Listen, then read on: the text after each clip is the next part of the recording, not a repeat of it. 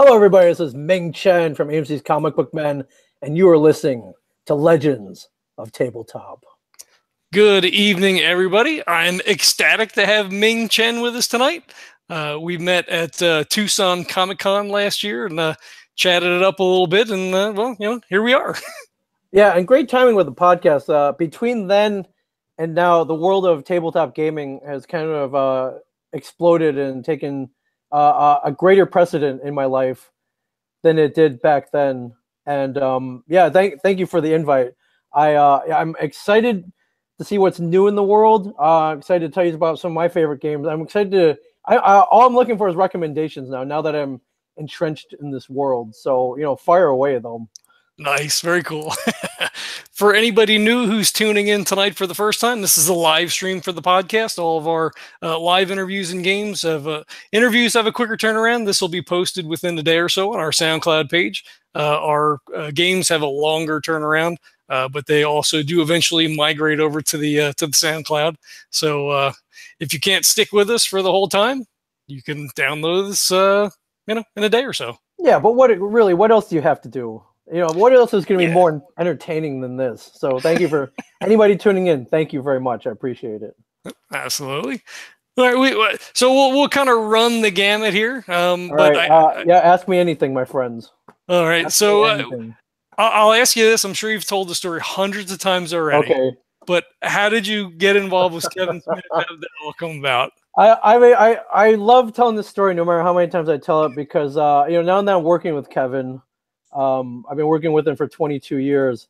I get a lot of people coming up to me at cons, or I get a lot of emails. It's like, hey, here's my resume. Can you get this to Kevin? I want to work with him. And which always makes me laugh because Kevin's not really that guy you send a resume to and then he hires you. It's not. If you know anything about Kevin Smith, he does everything in a very non-traditional way. So looking at a resume or even maybe what you've done doesn't really do it for him. If you want to work with Kevin, you got to do something wacky and out of the box and out of this world. And I'll list two examples. The way I got involved with him was way back in 1994 when Clerks came out. I heard about this crazy little black and white movie that was shot in New Jersey with a bunch of bad language and a bunch of sexual references and these two crazy characters called Jay and Silent Bob.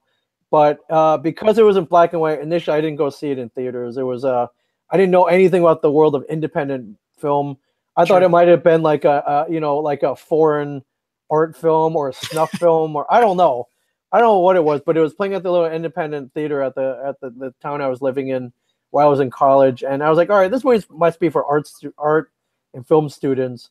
I would rather go see Pulp Fiction or Stargate or Forrest Gump or Shawshank Redemption, all those other big budget movies that came out in 1994. So I didn't see it in the theater in its initial run, but about a year later, I was working at a video store on campus, and the movie Clerks came in on VHS, and I was supposed to check it into the system and let people rent it so the business could make money.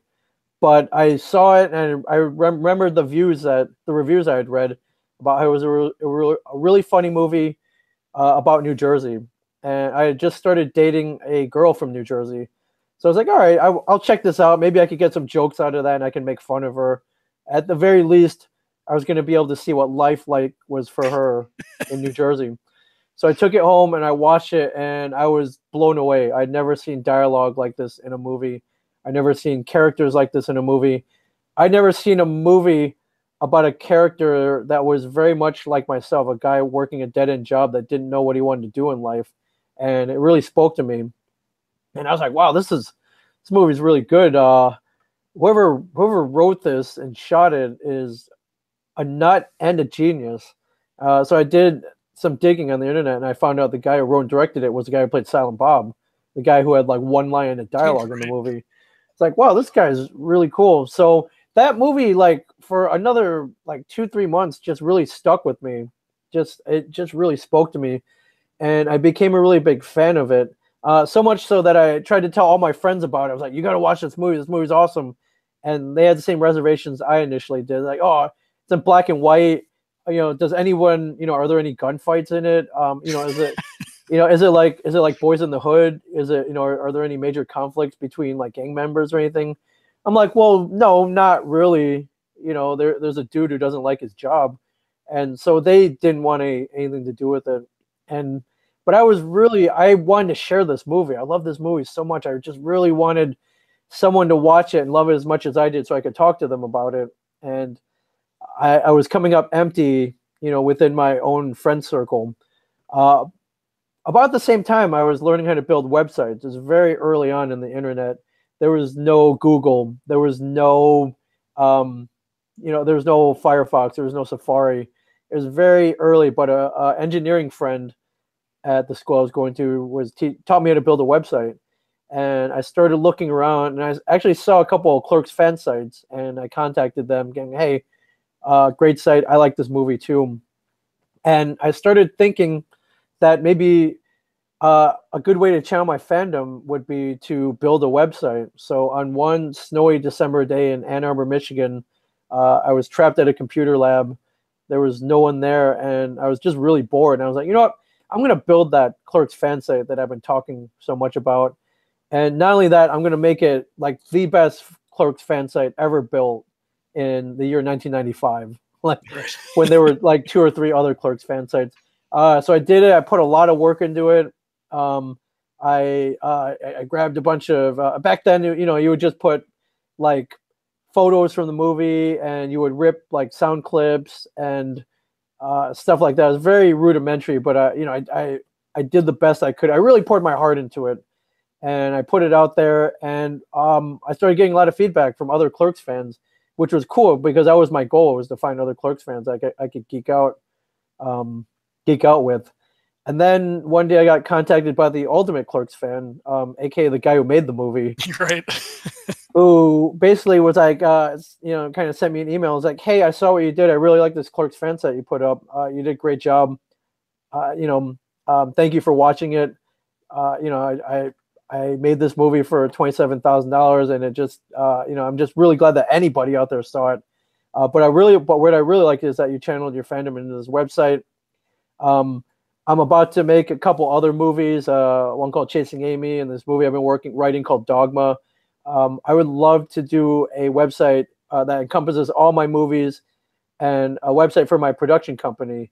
Could you help me out? You obviously know what you're doing. Can you help me out? And I was like, yeah, absolutely. He was like, great, call me tomorrow. We'll talk about it. And I was like, whoa, this is cool. I get to talk to Kevin Smith. So the first time I called the number he gave me, the guy picking up sounded like he was half asleep, or he might have been on something. And it was kind of like, oh. And I was like, is Kevin there? And he was like, Kevin's not here right now. I'm like, well, can you take down my number? He told me to call this number at this time. Can you have him call me back? And the guy was like, all right, fine, I'll take your number. And we hung up, and I was like, wow, that guy really sounded like Jay from Clerks. And then a minute later, I realized, wow, that was Jay from Clerks answering the phone. But eventually, Kevin called me back, and we chatted, and I did build that production company website that he wanted, and that was 22 years ago. So I've been working with him ever since. But that's the short version of a very long story. Back in the wild and woolly days of the beginning of the internet. That's really cool. Yeah. Well, I think it was a lot of fun. It was just pre-Twitter, pre-Facebook, and back then there was no way. You couldn't get in touch with people that you liked in the movie world. They were up in the Hollywood Hills somewhere, like totally inaccessible behind this wall of like this kind of barrier they built between fan and creator, which kind of no longer exists anymore with the advent of Twitter and Facebook and Snapchat and Instagram. Like, we live in a world now where you can get into an argument and then blocked by the president of the United States. So it's so weird. And then, that website eventually did build for Kevin. One of the things he really wanted was a method to communicate with his fans online, which I thought was really cool because no one else was doing that. So initially he had wanted a chat room, but I steered him toward a message board where someone could come and post a question, and he could come at his leisure and answer it. And that's what I did. And that kind of blew up. It was I think for a lot of fans, it was just really cool. Like, you know, you could post a question to a guy whose movie that you really liked, and that guy would actually answer it like 5 minutes later. It was really cool. And ironically, that message board I set up very rudimentary, all text based, wasn't that fancy. But ironically, that message board that I built looks exactly like Reddit does now. So, oh wow, yeah. So you know, nothing really gets old anymore. And you know, what works, and sometimes what works might not look the best, but it works the best, and that's what things go with. So that's how I got hooked up with Kevin. That was 22 years ago. Eventually, that led to, you know, other productions: Dogma, Jane Silent Bob Strike Back, Tusk, Yoga Hosers, Jersey Girl, Zack and Miri Make a Porno, all those. But that led to the podcasting world, where Kevin started podcasting, got all of us involved in podcasting, and through podcasting, we ended up on doing a little TV show called Comic Book Ben. A very, very weird path, but you know. Again, you know, I didn't go with him with a typed up resume or anything like that. I just kind of did something kind of weird, build a website, and that's how I got involved with Kevin. And I said I had two stories about wacky ways that people engaged in to get in touch with Kevin. For anybody out there who watches the TV show Impractical Jokers, you may know a character on there named Brian Q. Quinn. Brian started out about the same time I did, about 22 years ago.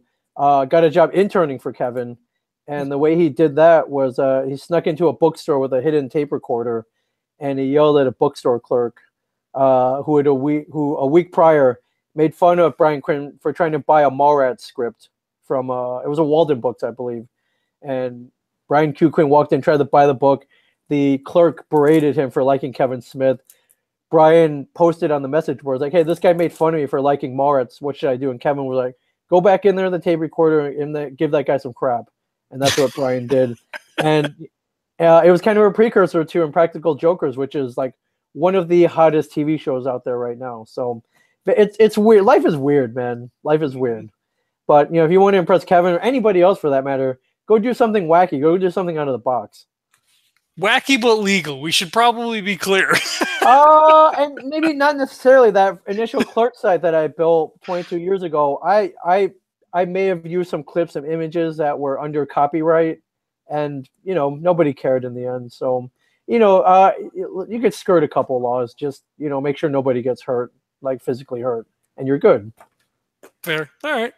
How long was it before you started working at the Stash after doing the webmastering work? I met Kevin in 96. The Stash officially opened in 1997, but I didn't officially move to Jersey to work full-time until 2002. So I've been hanging out. I initially just started hanging out there, and then I started hanging out more, and then I started ringing people up, and then I just kind of got sucked in by the world of the Stash. So I mean, it's been a good 15, 16 years since I've been hanging around there. But you know, when you hang out and work around Walt, it takes a while for him to warm up to you. So yeah, there's a legendary story where Kevin and Matt working at a nearby recreation center, but I mean, they didn't say a word to each other for 9 months. I heard until a fateful day when Kevin brought up, he said the word Batman, and Walt perked up as a comic book fan. And that's when they started talking a lot. And then they started hanging out. They started going to comic book conventions. You know, Walt ended up running the store as a manager, and the rest was kind of history. So is it weird, you know, kind of coming into the Stash, you know, because those guys all, you know, grew up together, knew each other for a long time. Coming in and being the new guy, was that tough? I'm still the new guy. I mean, if you watch the show, you know, daily I get treated like the new guy. And yeah, everyone's kind of like, why do they pick on you so much? Like, well, one, I got hired after everybody else did. I didn't grow up with them. Two, I'm younger than most of. I'm younger than Kevin by about 4 years. I'm younger than Brian, Walt, and Mike by about 7. So there's that kind of like little brother mentality as well. So, yeah, but you know, as you know, you're always the new guy. Even if they hire a guy after you, you're still the new guy. You get treated like you were hired yesterday. Right. We went into before I moved out to Arizona, my buddy Vince and his girlfriend, my wife at the time, went down to get in. Was like, oh, we haven't been down here like in forever. We should go in. You know, it's on TV now and everything. Yeah. So we go in, and Vince was like, just be cool, go in, be cool. I'm like, all right. So we go in. He kind of he walks in, kind of nods. Walt's just kind of standing behind the counter. I walk in, look at Walt, look at the store, and I'm like, man, I love your show. This is so cool. Blah blah blah. And was like, what? Like, what are you doing? I'm like, Yeah. who Yeah, I thought we cares? were gonna be cool. I thought we were gonna act like we were here before, but yeah. And if there's one guy who doesn't even care, who doesn't care if you gush or not, it's Walt Flanagan. All he cares about, as a retailer, as a manager, as a guy trying to keep a comic book store alive, all Walt cares is that you buy something and get out. So yeah, but, we all yeah. bought stuff. Yeah, me and Mike love the fanboying. As fanboys ourselves, we know what it's like. So Right. if you come in the store and we're there, fanboy and gush all you want. Walt could care less, though. However, I did talk him into a picture. He yeah, just kind of stood there. He didn't want nothing to do with it. Always welcome with that. He's gonna look like he's not liking it, which he doesn't. He just doesn't really like any attention brought to himself. Other than that, though, great guy, and he appreciates that the show has brought more business to the store for sure. Right. So is he that much of a curmudgeon as he appears to be? No, not at all. You just have to, it takes him a while to warm up to anybody. So, if you hit on the right topics, he may hold an extended conversation with you. If you talk New Jersey Devils hockey or comics or classic rock, he may warm up to him. But don't feel bad if he doesn't. Yeah, no, he was cool. Like I get it when we go in. It was cool though. Like he put up a good front. We spent money, so he was happy. Yep. Yeah. Exactly. In the long run, money talks with. Money's the real language of love with Walt Flanagan. Mm-hmm. What's the weirdest thing that Kevin's ever had you do? Geez, man. There's been a lot of stuff. I've fetched weed for him a couple times. That's yeah, you can't fly with it. So when you land, you want to have some weed or he does. So I've grabbed weed a couple times. That's been pretty weird. Oh, actually, the weirdest thing he had me do. There was one Friday on a snowy January in 2011. It was Friday afternoon. I'm getting ready for my weekend. I'm about to knock off and enjoy 2 days off. And I get a message from him, and it was like, "Hey, man, what are you doing this weekend?" And I was like, "I don't know, Kevin. What am I doing this weekend?" And he was like, "Hey, he had just made Red State, the movie Red State, and it was all pretty much self-financed and not self-financed, but they had some, it was independently financed by a couple of investors that they had to get themselves. And there was apparently pretty much only one copy on DVD. And they're like, hey, there's this reviewer from Time Magazine that wants to watch the movie and review it. And this is a very important review. But she lives in Maine, and she doesn't really leave Maine. She reviews all the movies, either get sent to her or people go up there and they drop the movies off. We're going to FedEx you a copy of the movie. It's the only one we have. Can you drive it up to her in Maine? Can you sit there and watch it with her so she doesn't bootleg it? And then can you grab it, drive it back to Jersey, and then destroy it? And I'm like, Maine, like, how far is that? And he's like, well, it's a town called Brunswick. It's going to probably take you, if you leave right now, it'll take you about 8 hours to get up there. And I'm like, yeah, sure, send the movie down. I'll do it. I'll totally do it. So I ended up renting a car. The movie came, they overnighted the movie. I got it the next day, hopped in the car, and they're like, there's only one rule: do not let this movie get out of your sight. It's the only copy we have outside of the Avid, outside of the editing bay we have here. If this gets out and gets bootlegged, we're screwed. So do not let it out of your sight. So I didn't handcuff it to my hand, but I basically did. I made 1 or 2 bathroom stops on the way up to Maine. I had it with me, like basically strapped to my arm while, I was trying to pee, all that stuff. But, I got to my hotel room. I locked in the hotel safe, and I basically didn't let it out of my sight. So, and then the next morning I did. I took it to this reviewer's house. She was very nice. She had donuts for me. I sat there. I watched it with her. And after the second it was done, I popped out the DVD player, made sure it was back in my possession, and I got out of there, and then I took it back and I had it destroyed. So I triple shredded it. So that was not what I thought in any job description, but yeah, it was a fun trip to Maine for sure. Like doing CIA wet work. Pretty much, yeah, pretty much. And he was like, "Don't tell anybody about it. Don't let anybody touch it. Don't let it out of your sight." So, yeah. Cool. But that was pretty weird. Yeah, it's not like your everyday kind of. No, I mean, I defy anyone at a 9 to 5 to match that story, in terms of weirdness. So yeah. Cool. What's the most bizarre thing that's come through the stash? I mean, besides like Stan Lee, which is we never thought we'd have Stan Lee in the store.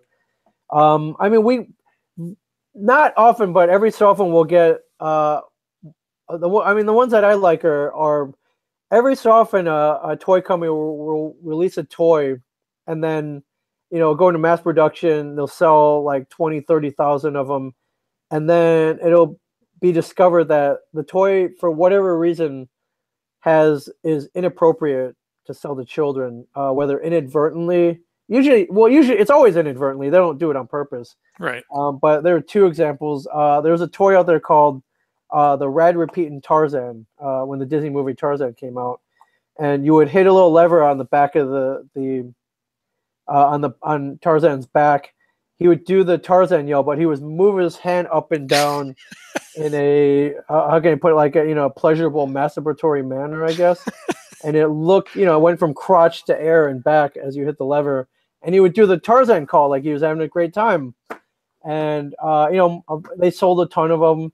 One parent got pissed off. It hit the media, and Disney had to recall all of them. But the ones that did get out are now valuable. Like in some cases, very valuable, because it's either some people bill it as a banned toy. It wasn't really banned; it was recalled. But and never to be, the ones they took out got destroyed. Right. But in my head, I don't know much about toy development. But I remember like the movie Big, where they had a whole boardroom and they would pitch the toy. They would have to approve the toy. They would have to prototype the toy. They would have to approve the prototype. They would have to send the prototype to China, get it manufactured, and then they would send more samples over, which also had to be approved.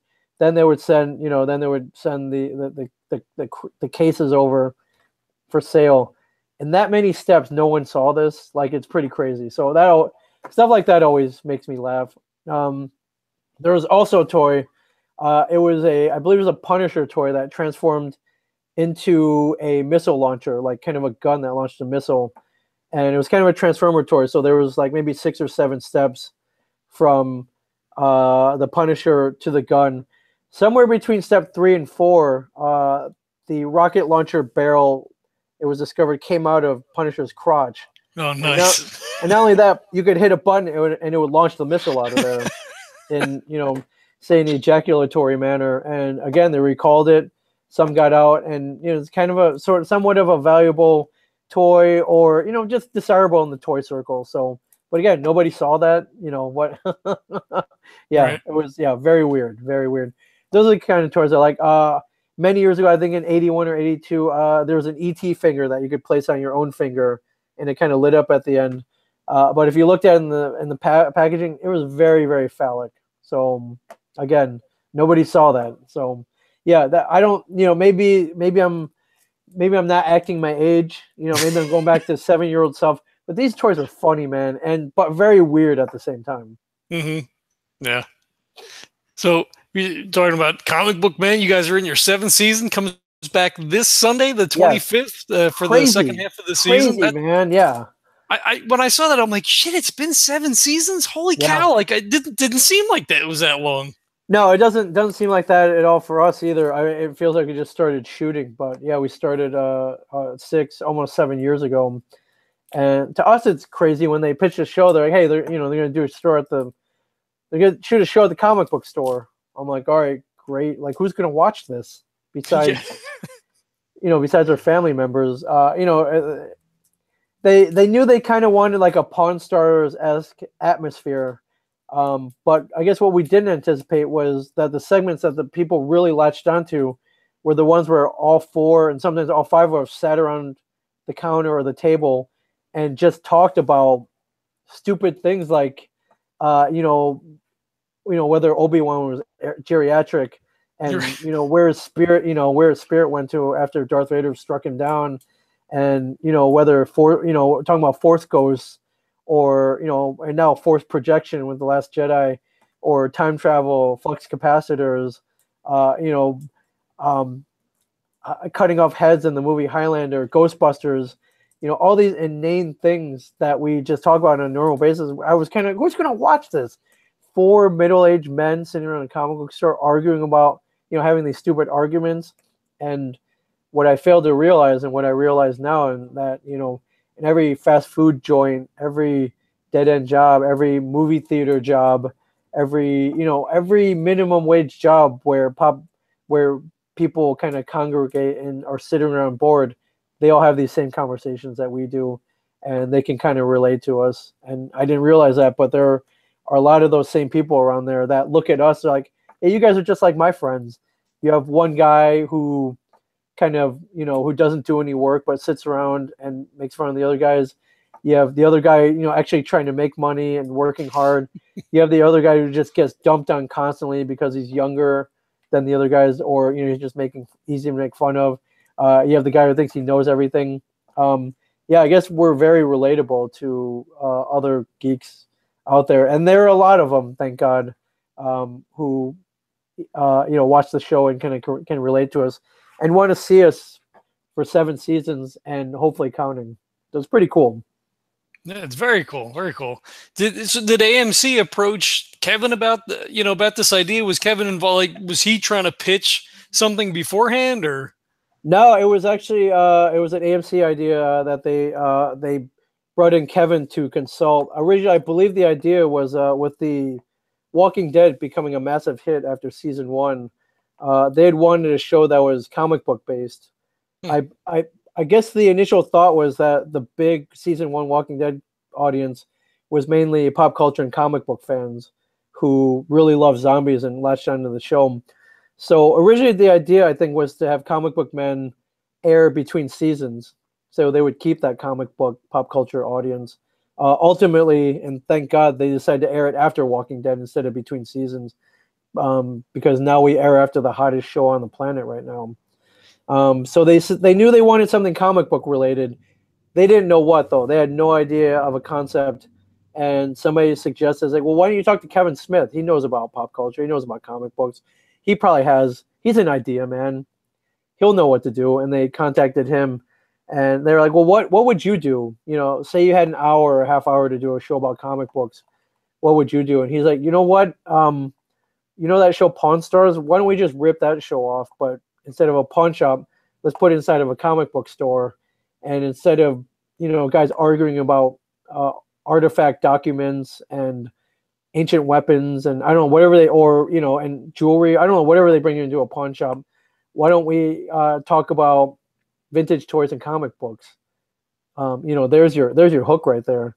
And they're like, oh, that's a great idea. Let's try it. Let's try it out. We'll shoot a pilot and we'll see if this is even going to work. It sounds good on paper, but let's see if if we put it on screen, if it would really work. So ultimately, I believe the original idea was to look at every comic book store in the nation and pick the perfect one somewhere out there, wherever it was, and then cast 4 people to be the employees on the show that would be the guys that would be on the show.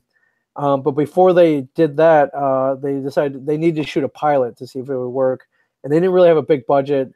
And Kevin was like, well, I have a store. Why don't you use my store? I'll give it to you for free. You guys can shoot in there. And if you need 4 guys to shoot a pilot with, why don't you use the 4 guys I have there already? They're pretty funny. They have a podcast if you want to listen to it called Tell 'em Steve Dave. It's pretty funny. That's the kind of tone you're going to get from these guys. But, for the pilot, though, if they're bad or if you have something in mind, just see if it works. Even if you have some lines that you want them to say, even, you can do that. And so they brought a small crew down, and over the period of about a week, we shot the pilot episode with us, and it just kind of threw us in there just to see if it would work. And lo and behold, when they cut it together, the network was like, whoa, this is a great backdrop. Kevin Smith's comic book store. Why wouldn't we use Kevin's comic book store? Right. But more shockingly, the 4 guys that were just kind of fill-ins, they're really good. These are the guys.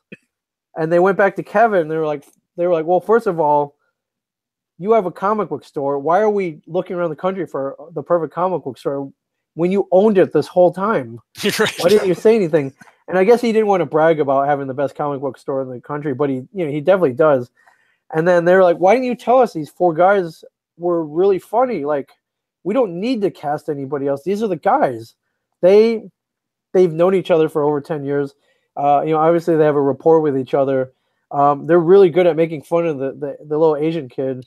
The big bearded guy is really, really funny. He's really quick with the insults.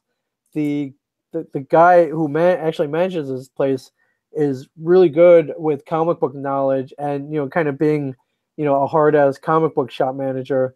And the other white kid with the goatee is super knowledgeable about comics. This is the formula right here. Why didn't you tell us? Why didn't you tell us this before? And he was like, I don't know. I know these guys. They're not actors. They're not reality TV show personalities. I didn't even think that they would work in this. And the network was like, we want them. This is the show. You're approved. Here's an order. We're putting in an order for 6 episodes. And that was season 1. And luckily they still like us. They hopefully still love us, and we get to keep going. Absolutely. Yeah. Very long answer though, but yes, that's how it happened. Did you have any trepidation when Kevin brought it to you, and then the crew came in and they're like, all right, like we got to figure out. Like, we were like, I don't know, maybe this wasn't such a good idea. Like, we're just trying to do our job here. I'm up for anything. So there was no hesitation when he was like, hey, we're gonna bring a crew in there, and I was like, wait, what do you mean? Yeah, I thought the idea of a reality show inside the store was a great idea. I thought, the store itself is a great backdrop for anything. But he was like, no, you don't understand. They want you on there too. And I'm like, I'm not an actor. I sit behind a desk making websites and graphics. I'm not an actor. I don't want to be on reality TV. That's not, I in no way, shape, or form should I be in front of in front of a camera. It's like, no, they want you on there. They just it's gonna be okay. Just be on there. And that first pilot we shot, it's weird. I've never been in front of a camera. I did a couple of school plays, but so first couple of days it felt kind of strange, and I felt a little out of place. And I was like, oh man, am I good? Am I bad? I don't know. I'm just being myself. Is it, I always thought of TV. I grew up in the era of like the A-Team and TV shows like that, Knight Rider, and Airwolf, and and V. These are my TV shows full of action and people running around like real actors. So in my head, I was like, I wasn't really doing anything near that exciting, and I didn't know if it would work. But so I was a little, I was like, I'm not really the TV guy. Is this going to work?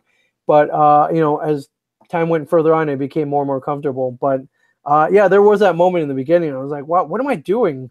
I didn't go to acting school. I didn't do improv. But what I slowly realized is that's not what they wanted. They don't want, they didn't want you to overdo it. Just be yourself like you always are. That's what's going to work. And, the guys making fun of me, they make fun of me every day.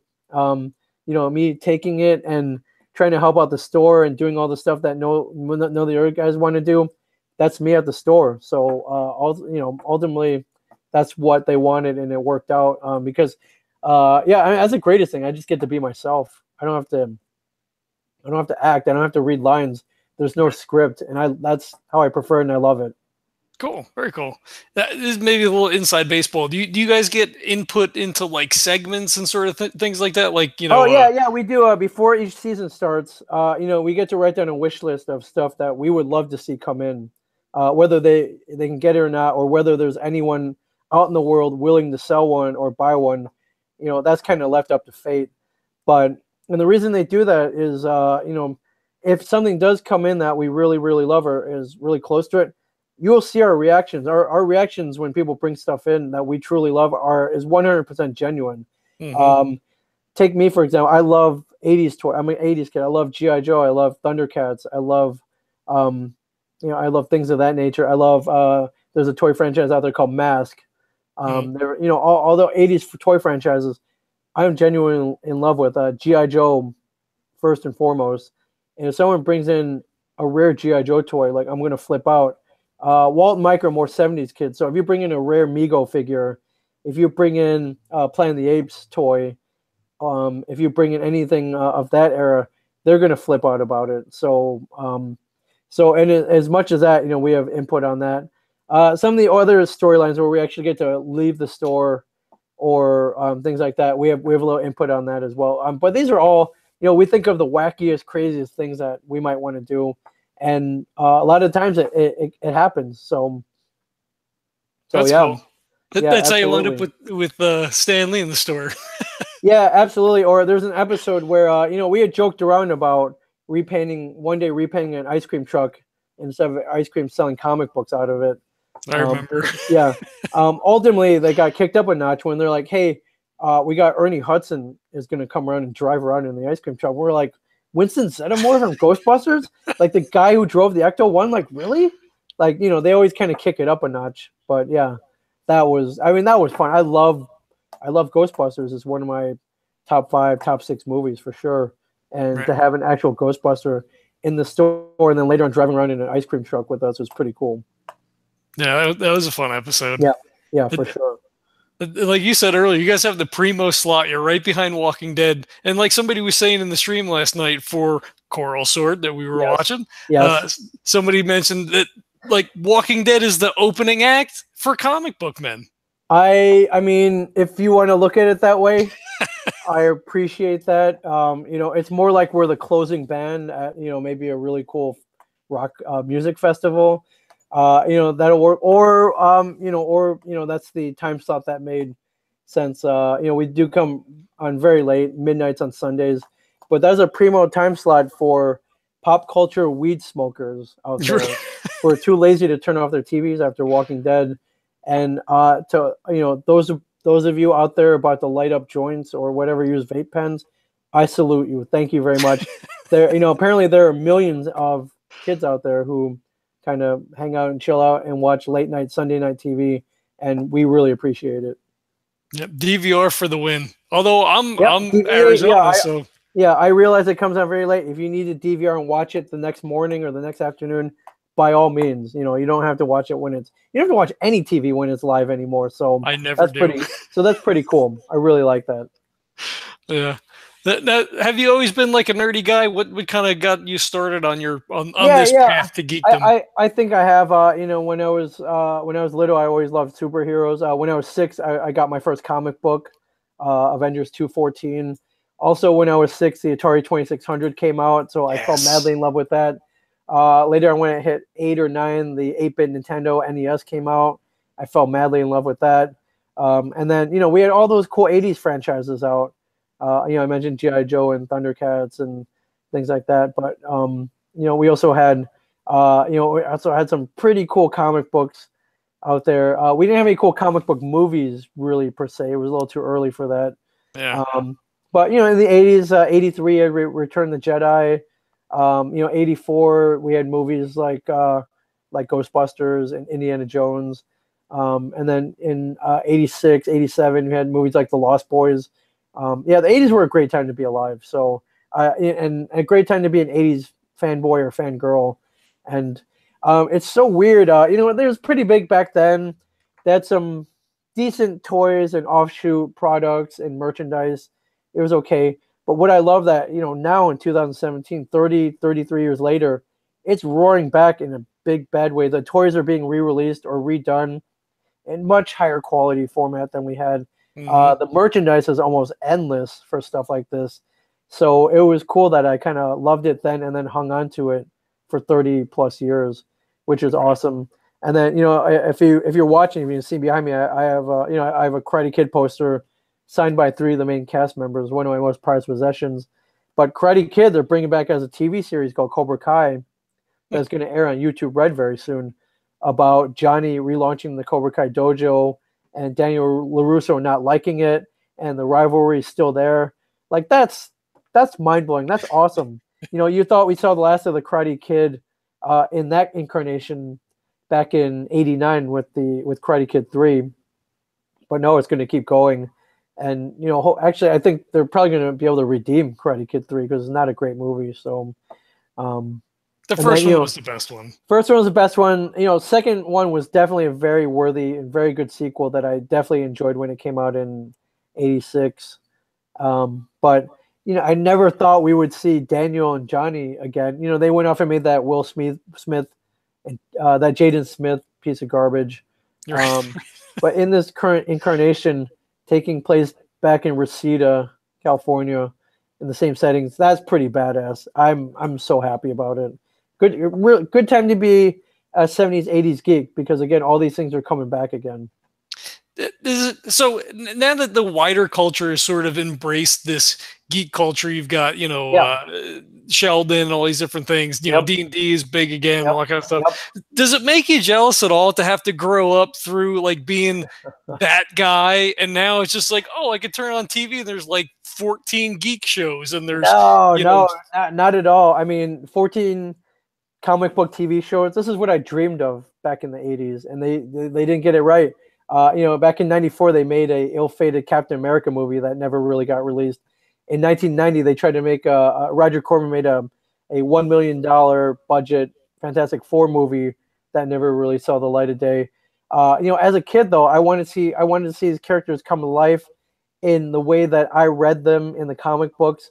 I wanted somebody with integrity and budget to make them like I saw them, not only on the page, but as I pictured them in my head. And, they made a couple of feeble attempts in the 80s and 90s, and it was just ahead of its time. I don't blame them for trying. I don't blame them for casting Dolph Lundgren as a Punisher or, whatever. I don't blame them for trying. It was too early back then. And so I love now that, the CGI exists, that the budgets exist, that the writers who read the stuff that I did grew up to become screenwriters who are able to add that integrity and great writing into the scripts. So yeah, I'm not jealous at all. And the best part is, I can go to a Comic-Con now on any given weekend, or talk to somebody coming into the store and talk to them about what, the Flash storylines, or Arrow, or Legends of Tomorrow, or Supergirl, or Gotham, or Agents of S.H.I.E.L.D., or Black Lightning, or, whatever. Or I can talk to them about the Black Panther movie that just came out. Whereas when I was growing up, they just, it was not that popular, and I was itching just to make friends who were into the same things I was into. So, I'm not jealous at all. I'm very happy that these things exist. I'm glad that kids, that my children's age are, 12. My kids are 12 and 10. That they're able to grow up in this world where it exists, and that the storylines I grew up with, now they're able to watch it on a big budget, like a $200 million budgeted movie, or a very cool TV show on the CW or ABC or whatever. Cool. Yeah. You mentioned conventions. How long have you been doing the convention scene? Because it seems like you're everywhere. Yeah, I've been doing cons. The show came out in 2012. It was later, about a year and a half later, where we discovered that the convention scene had kind of blown up to the point where, some of us would even book us as guests, that they would bring us in and put us at a table. We could meet fans of us, which was mind blowing. Prior to that, I was fans of guys like Jim Lee and Chris Claremont and Neil Adams and James O'Barr. Like these, I went to cons. I waited in line to get autographs and sketches. So it was pretty crazy and cool and a little weird to have it flipped where like I could go behind the table and people would stand in line to meet me and Brian Johnson and Mike Zapsik. It was a very weird concept, but in about end of 2013, beginning of 2014, we started going to a lot of conventions. And as I started looking around, I was like, wow, there are legit, 2, 3, sometimes 4, 5, 6 conventions going on somewhere in the world on any given weekend. And, they want to bring in guests for people who are on pop culture related TV shows that are currently airing.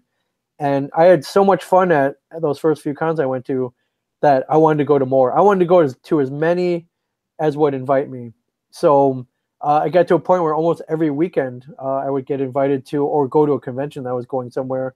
And along the way, as a very happy byproduct, I started meeting other guests at the conventions. Some of my favorites were some of the Walking Dead actors. I was a big Walking Dead TV show fan.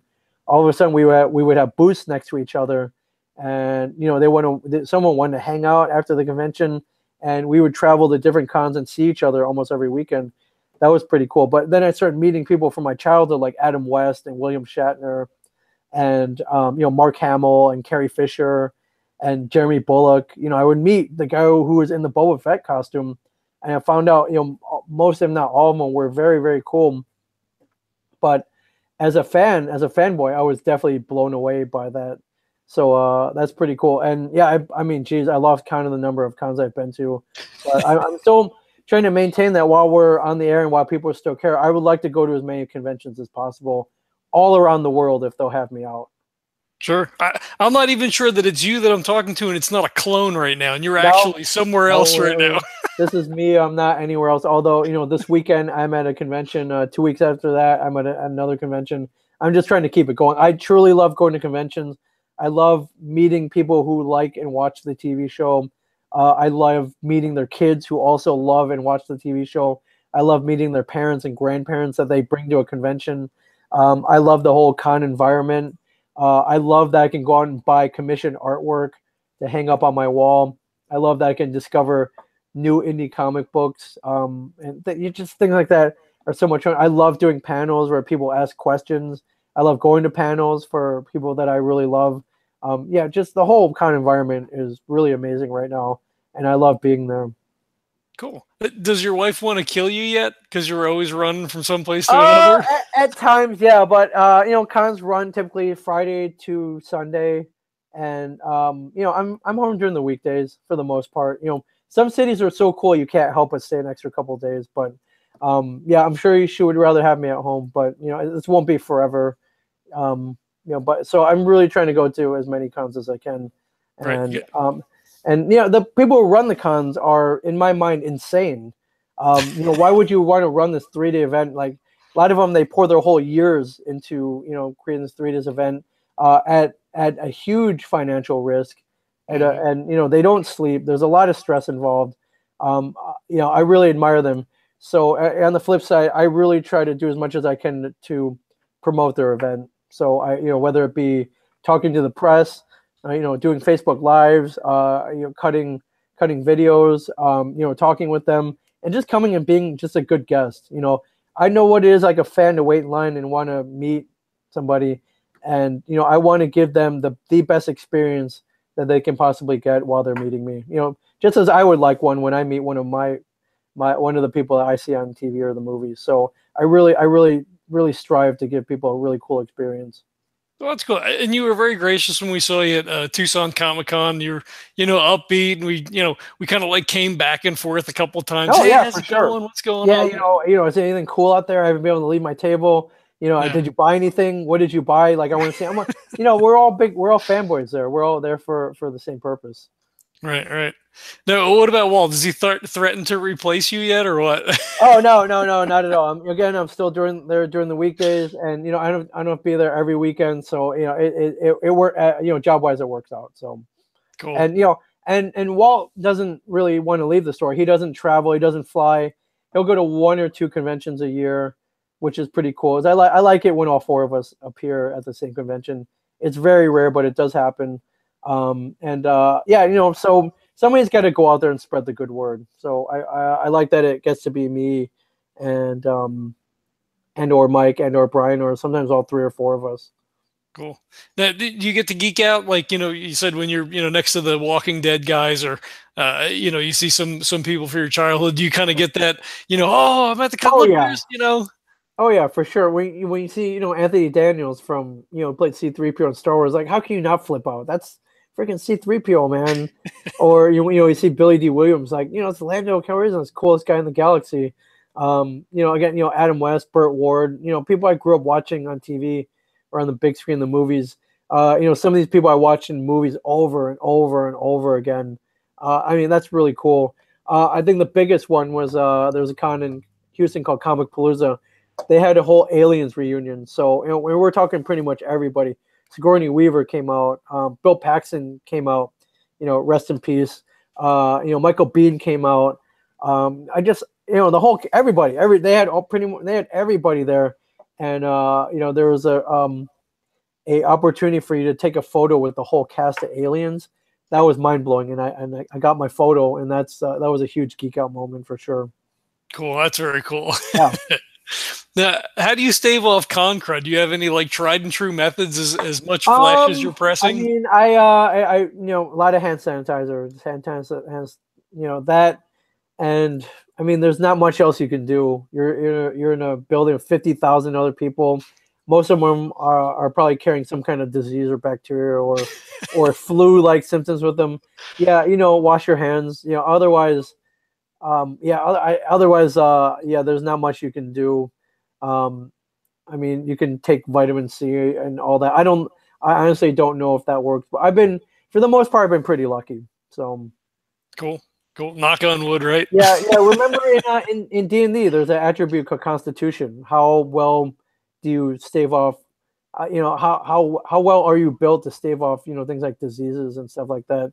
So I think I may have rolled a 20 on that Constitution board because I'm very lucky in the. I don't want to jinx it or anything. And I have gotten very sick after a con for sure, but I try to just play it safe, I guess. Yeah. Have you ever had anybody that's been too, like fan wise, touchy feely, too kind of, like, hey, really. I'm pretty amenable. Very rarely, some people are like, hey man, before I take a photo, like, can I take a photo of myself picking you up? I'm like, yeah, sure, go ahead. If you think you can lift me, yeah, go by all means. Let's just have some fun.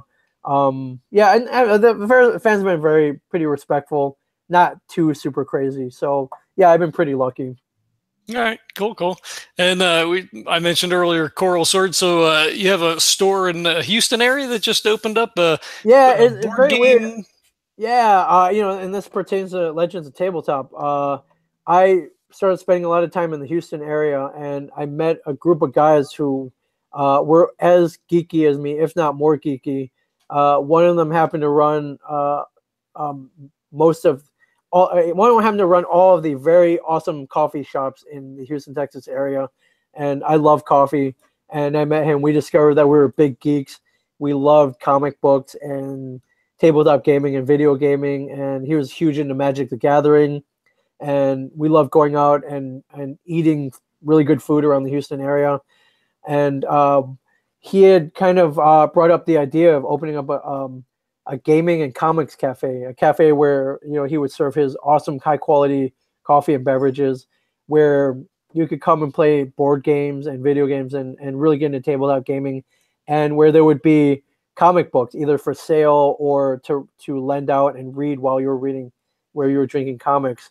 And I was like, man, that's a great idea. If you ever do that, like I want in. I would love to become a partner in this. There was really nothing like that at the time, though. There were some gaming places that would throw coffee in there as an afterthought. There were some cafes that would throw, a couple games of categories and Cards Against Humanity in the corner and call themselves a gaming cafe. But a true gaming cafe with awesome up-to-date games that we curated, that also had a great library of comic books, that also had really, really amazing coffee and espresso drinks, that didn't even really exist. But a year or so after he kind of pitched that, we met a man by the name of Hunter Pence, who you may know as two-time World Series champion San Francisco Giants right fielder, who also happened to live in the Houston area, who started going to my friend's David coffee houses in his off season, like almost on a daily basis, who David started talking to. We found out he was a huge geek, probably maybe even huger than us, really into competitive video gaming, like super competitive, loved Magic the Gathering, loved board games, loved coffee. And he was kind of like, hey, what's this I hear about you wanting to open a gaming cafe? Let's do it.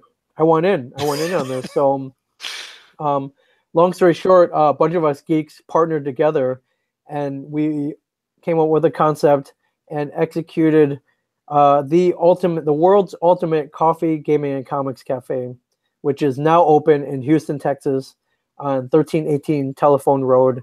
And for good measure, in addition to all these great beverages, awesome food, a awesome gaming library that you can go down and play and grab your friends and play. any number of very, very high quality board games, or go down and we have a lending comic book library of over 100 trade paperbacks that I helped curate.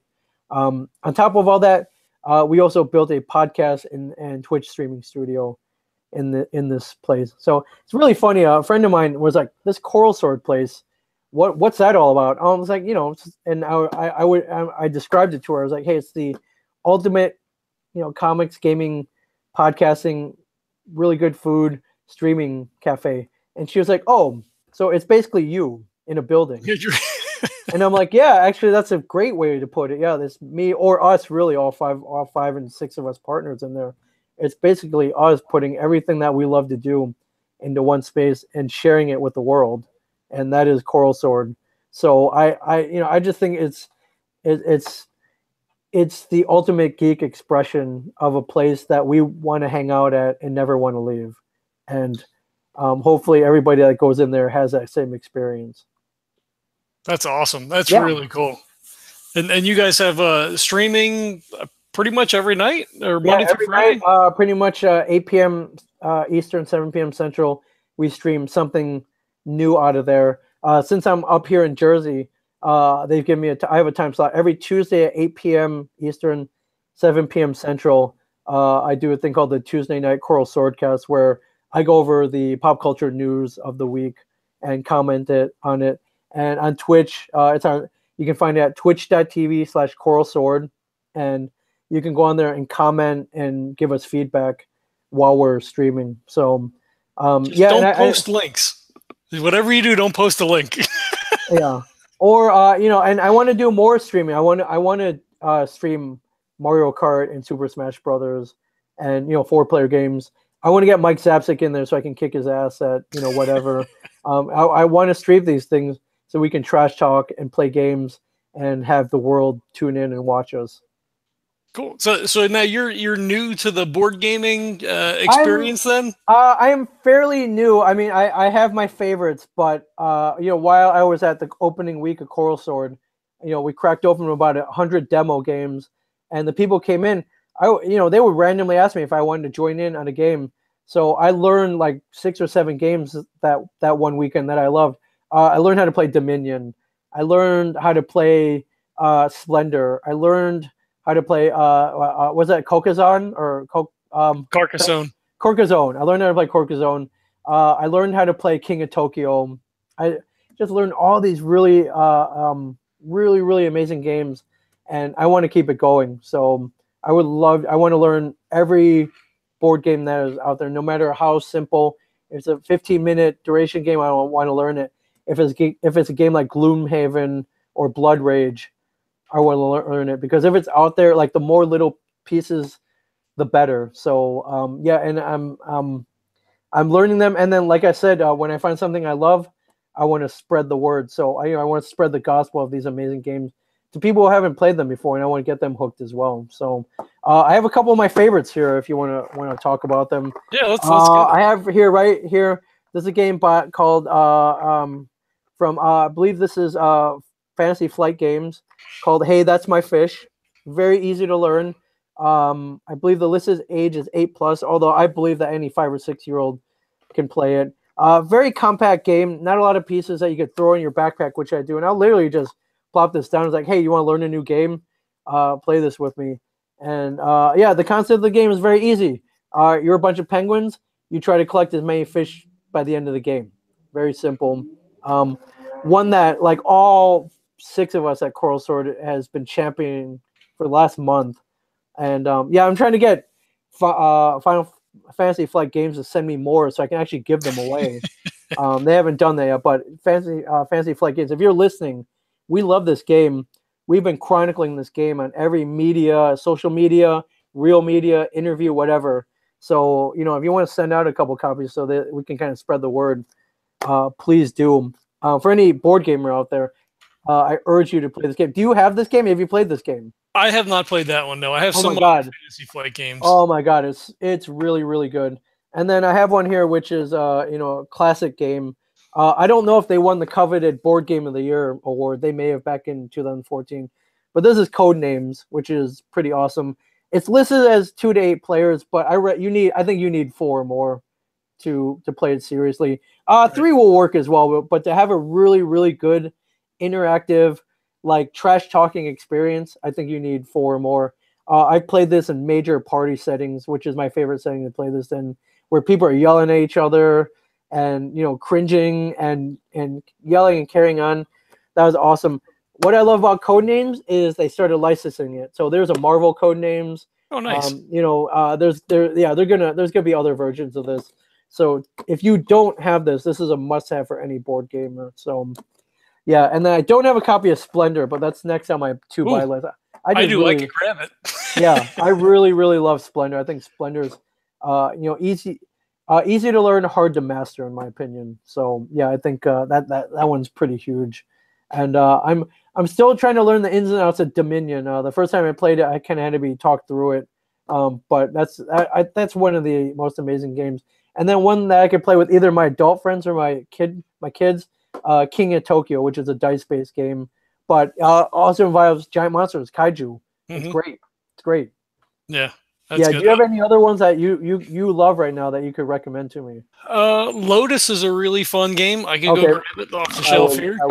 I would love to see Lotus. And all right, there's the cover there. You had me with the box art. That's pretty amazing. The art is really good. You're essentially curating flowers in a mystical garden. There's 5 different flower types, ranging anywhere from 3 petals to 7 petals. Okay. And then each flower has it's up to 4 players. Right. So each player has their own color chop on it that represents your power. Yeah. So whoever has the most power gets either a 5-point victory point token, or there's 3 different aspects you can break the rules. So your normal hand size is 4. So there's like a thing you can break the rules. So you could take a hand size of 5, or on a normal turn you can play 1 or 2 petals. Yeah. So there's one that'll break the rules, allow you to play 3+ cards in one turn. One action. That's cool. I love the term victory point is kind of like a canon, like nomenclature term now, which is awesome. Mm-hmm. It's really fun. It's really pretty. It's easy to learn. It's just a lot of fun. I actually bought metal coins, like Chinese coins. So we've subbed out the cardboard chips for the metal coins. So because that makes you look cooler. Yeah, for sure. Other than that, Lanterns is a good one. Again, real easy to learn. It's a tile laying game. It's the Emperor's Harvest Festival. Okay. So you're laying out. I don't know how easy you can see it. Yep, I can see it. Yep, you got a handful of tiles that you could place out. If you match the same colored lanterns, you get that card. And then once you gain so many cards in front of you, there's different dedications that you can make. So you can do 3 pairs, they'll get you certain points, or 1 of each color will get you, a certain token. That's a fun one. Easy to learn, easy to teach. Awesome. I love it. Yeah, I'm trying to find a group that I could play with up here. So a new gaming store just opened up, so I got to go check that out. I'm a new player to Magic the Gathering, so I'm trying to get deeper into that as well. But yeah, if you're I imagine if you're listening to this, you're heavily into the board game world. But if you're not, definitely start checking them out, because it's just exploded. It's just exploded. And what I love is you can play online gaming and you can get into 40-player campaigns, but nobody plays face-to-face anymore. Nobody really hangs out face-to-face anymore. And I love that these are tangible games, tangible pieces, and you need the other person to be there and present. And that's what I love, and that's cool in life, and that's cool at a place like Coral Sword, where you can meet your friends there and spend a night playing games and just bonding and just kind of falling in love with each other. It's pretty awesome. Yep. So board gaming is the only gaming I do in meet space. Everything else is online. Like, we do a ton of RPGs for the podcast, and all of our gaming is online. And we have people in England, we've got people in Florida, we've got people in Wisconsin, we've got people in Vegas. Like, we're just all over the place. And which is great. But in this day and age, you never really see anybody anymore. Yeah, it's tough, and it's not the same. It's fun. We have a ton of fun, but it's not the same as sitting at the table together. Yeah, I mean, in the end, trash talking just isn't as fun when the person's not in front of you. So, You're right. yeah. So, have you done any other tabletop games? Have you played D&D or any of that kind of stuff? I have played D&D. It's been a long time. I was big, hot and heavy into D&D for 2 summers when I was 12 and 13 years old. I met a group of friends and we went on campaigns. I made character sheets. I drew my character. I loved it. I fell in love with it. I had a dice bag. I still have my original dice bag somewhere. I've not gotten back into it since it became big again, and I'm kind of dying to. So I'm trying to find a group of friends who will come and play with me. We can help you with that. I know some people. Yeah, I would. Yeah, that would be cool. I would truly love it. Cool. We could definitely set something up.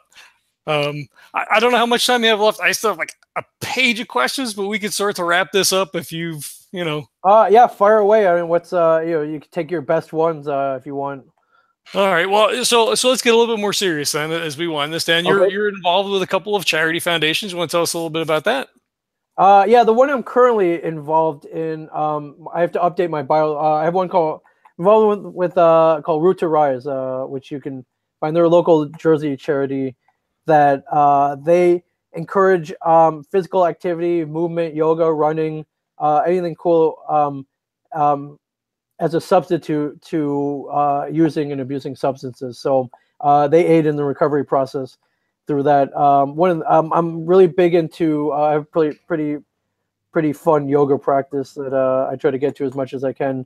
But I met a group of people who try to heal people through either running, yoga, or both. And they just opened up a studio where they encourage recovery. And they asked me to be on their board a couple years ago, and immediately I said yes. But that's one that I really champion.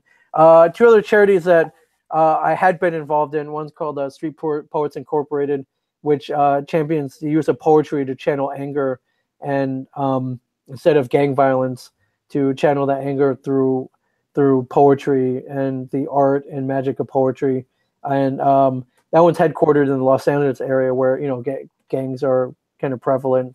And the other one I was involved in was called the Kenny Gordon Foundation, which seeks to raise money to prevent heart arrhythmias. So, but yeah, if there are any other charities out there who would like me involved, I'm very open to that as well. I love trying to use whatever reach I might have through this kind of weird accidental fame to help people out for sure. Cool. That's very cool. And you also you've run marathons for charity. I have. One of the biggest charities right now is Kevin Smith has one called the Wayne Foundation, which has dual meaning. One is Wayne Gretzky, one of his heroes, and one's Bruce Wayne, another one of his heroes. One fictional, one real, and they aim to prevent human trafficking. So I've run a couple marathons to raise money for them, and which was good because a couple of times I wanted to back out, and I'm like, well, you can't. You're running for charity. You can't back out now. Imagine the news headlines, like jerk quits charity race because he didn't train properly. So I ran those. I didn't really train properly. They were painful, but I finished and I raised money for them. So yeah, that was cool. That's very cool. And you look like a very fit guy. And I'm trying, man. I'm trying. In this world of fried chicken and cake and hamburgers, it's tough, man. It's tough. Mm-hmm. When did you start running? So have you always been into fitness? No, not at all. No, I was playing Nintendo all my life. No, I think I kind of took a running after I had my first kid back in 2005, and just kind of increased the distance and the race durations. And I kind of hit a peak maybe 3 or 4 years ago. I'm trying to get back into it now. Now I have so much stuff going on, and the traveling has kind of killed it. Really, it's something that I enjoy. I just need more time to dedicate to it now. Right. I just started getting back into the gym again myself, like on a regular basis. Awesome. I've been doing it off and on since like early 2000, and I'll go for a couple of years, like 3-4 days a week, and then get out and then get back in. But I hate it. I hate it too. I don't really love it in particular. And yet I look back and I was like, how the hell did I run 5 marathons? I don't know. I'm not one of those guys like, yeah, I get that runner's high. I love it. No, man, that's not me at all. I run so I could eat at the end. Right. Yeah. I listen to podcasts. I go in, I try to get done as fast as I can and get the hell out. Sure. Yep, exactly. Yep, for sure. Cool. You're a little bit of an audiophile, right? I had heard tell that you were looking to start a music podcast or I would love to, man. As a podcaster, you're always looking for new ideas or things. When you like doing one thing, what do? You want to do like a million of them after that. So I fell into the art of podcasting. I fell in love with the art of podcasting. I think one concept that I have not done yet, and if anyone wants to take it or do it with me, by all means, across the street from Janson Bob's Secret Stash is a record store where you can go. People sell their record collections, and there's a lot of cool vintage vinyl over there.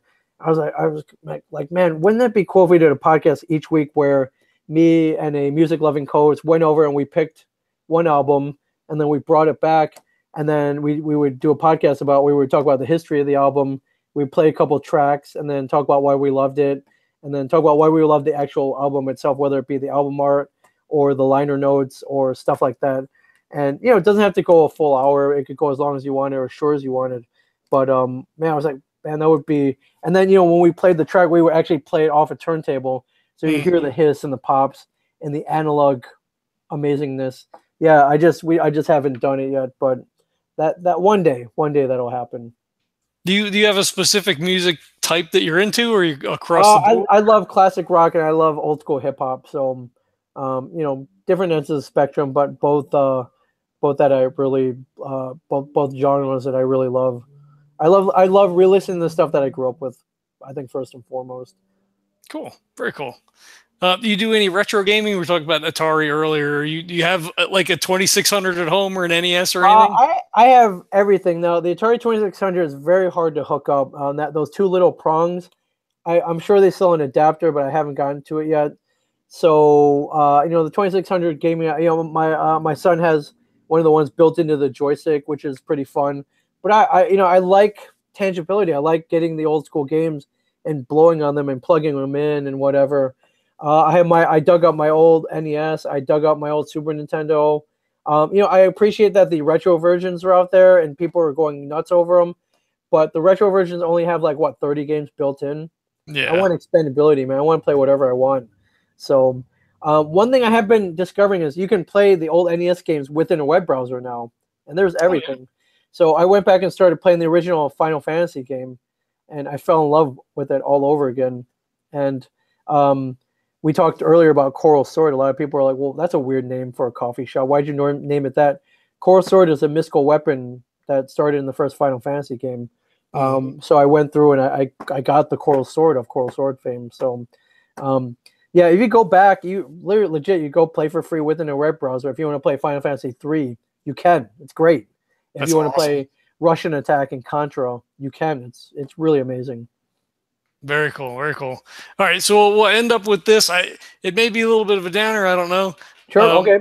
But at some point, Comic Book Men is unfortunately going to end, and hopefully it's way in the future. But do you have any plans moving forward for that potentiality? We got a couple of things in the works. Obviously we have the coffee shop, which in the future. One of the most asked questions is, can you open one up in my city? And I would love to see Coral Swords around the country. Right now it's in Texas because in Texas you can pretty much open anything you want. So, will that concept be able to be expanded to other cities? Absolutely. Will it be able to be run the same? That's the question. Right now we're seeing if people will latch onto a gaming cafe with, beer, wine, awesome coffee, awesome food, podcasting, streaming, comics. So far, so great. So, maybe look for a Coral Sword in your future. That would be pretty amazing. Right now, if you're watching, I'm actually broadcasting from a place called the Shared Universe, and it's a podcast studio. It is a recording studio built specifically for podcasters. So whether you're a new podcaster who wants to come in and start a podcaster, if you're an experienced podcaster who wants to come in and learn how to improve your podcast, this is a place that me and Mike Zapsik opened up about 2 or 3 months ago, and we've gotten a great response for it. We rent out the studio by the hour. We hold classes in here, and we want to do community events. I would love to do board gaming events, things like that. So we're hoping this takes off, and where there'll be a shared universe podcast studios where you live. very quite possibly. That's the goal there, right there. And then, who knows what's going on from there. My dream, I think my dream life is to travel the country, eat food, drink coffee, drink cocktails, and then maybe chronicle it somehow, whether it be a blog or a TV show, and get paid to do it. And who knows? I would love to do that. I don't, that's something that's probably my dream life right there. And who knows, could I be like a more geeky Anthony Bourdain? That remains to be seen. But that's something I would love to do in my future. So you went there. I was thinking Norman Reedus with his ride show. Oh, like a ride? Yeah, exactly what you're. Sure. Yeah. But that's something. Whenever I go to a convention, I try to go to like the coolest places possible. I want to go hang out where the locals hang out. I want to go to the hole in the wall restaurants and dive bars. And I guess I've kind of got this reputation where people at the con, even some of the guests, will be like, "Hey, man, where are you hanging out tonight? I heard you were a guy who really is into like really good food and stuff. Where should I go hang out?" And I will give them a whole list. So who knows? Maybe that's a thing I could do. Maybe that's a service I could provide. Who knows? I don't know. That would be awesome, though. Cool. Very cool. And where are you going to be this weekend? What do you have coming up? Where can people see you at? This weekend, I will be in West Palm Beach, Florida. There is a con called Comic-Con Revolution. It'll be held at the Palm Beach County Convention Center. One-day con, Saturday, February 24th. I will be there. Chris Claremont of X-Men fame will be there. Bill Tucci will be there, a guy who created a character called She. A lot of really, really cool people will be there. So, and I'll be there as well. If you want to come talk Star Wars, podcasting, tabletop gaming, please come out. I want to hang out with you. Cool. Awesome. There's links to all the things in the show notes. You can find Ming on Instagram and Twitter and Facebook. There's like 47 podcasts he's doing. Oh, yeah. I'm not that hard to find. So very cool. You can also find us in most of those same places as well. Check the links for all that. If you like what you hear, hit the subscribe button. Tell your friends, tell your enemies, tell your grandmother. Maybe she'll be into listening about lanterns or, that's my fish or whatever. You never know. Yeah, for sure. So spread the word. I absolutely thank Ming for coming on. This was a ton of fun. Thank you. We're very gracious in just hanging out at the con and then agreeing to coming on. I know you're absolutely, man, super busy, so this was very cool. So I want to thank everybody for checking this out, and we'll catch you next time.